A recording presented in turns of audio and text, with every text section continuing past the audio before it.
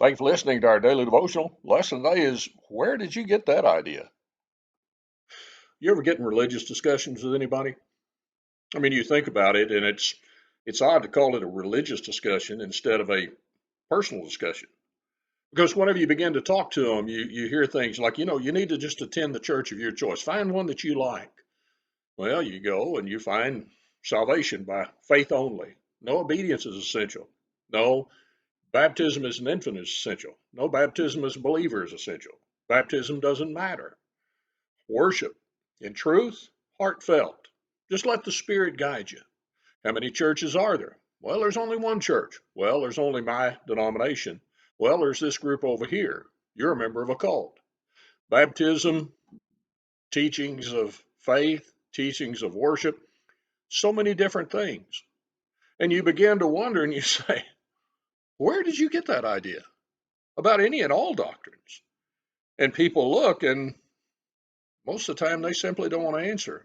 Well, how dare you ask me where I got that idea?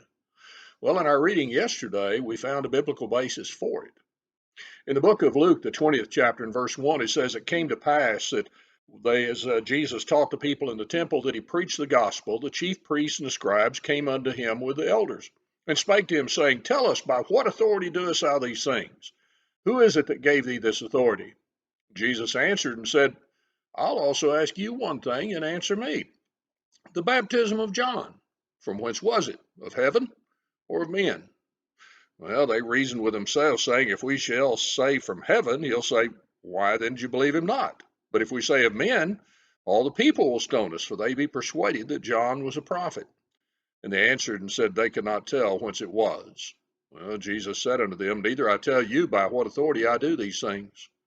The reality is doctrines and teachings and practices come from one or the other, either heaven or of men.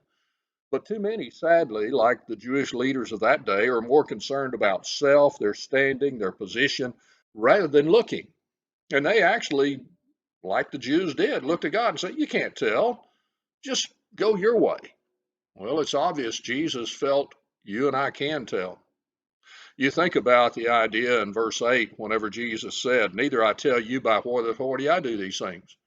In essence, Jesus said, I don't need to even bother talking to you. Why? Because they did not care themselves. They had the truth by Jesus coming, fulfilling the scriptures in their ears, by him speaking those things that they could examine. You look and you realize that God has given us, each one of us, the ability to examine the truth.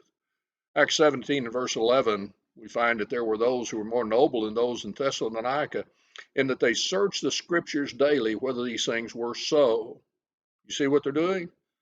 I hear somebody say something, and God said it's a noble thing to look and see, is it from heaven or of men? If it's from heaven, and I love God, John 14 and verse 15, why don't I do them? If it's from men, why don't I reject them? Well, somebody says, it's not that simple. God says, yeah, it is. You can know the truth, and the truth can make you free.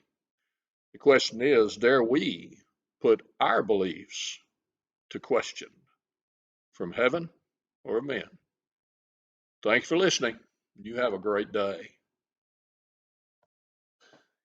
Thank you again for joining us in this Bible study. We remind you, if you'd like to follow along in our daily Bible reading, the link below in the description of this video will give you the PDF so you can read right along with us.